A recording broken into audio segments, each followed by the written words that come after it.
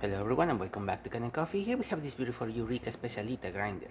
Now this grinder was brought to us because it wasn't grinding anything. The motor was spinning a little bit, but now nothing was coming out through here. So we took it out apart, deep cleaned it. We did find a bunch of coffee built up inside here, especially around this chute.